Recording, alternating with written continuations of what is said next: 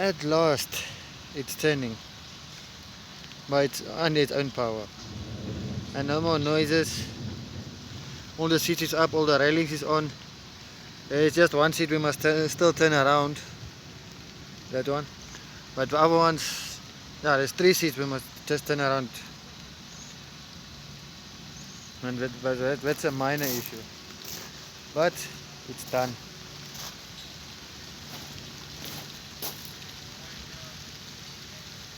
And that's how it's gonna run.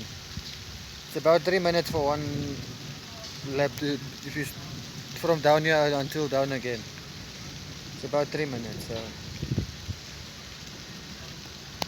I'm happy. So that's the update.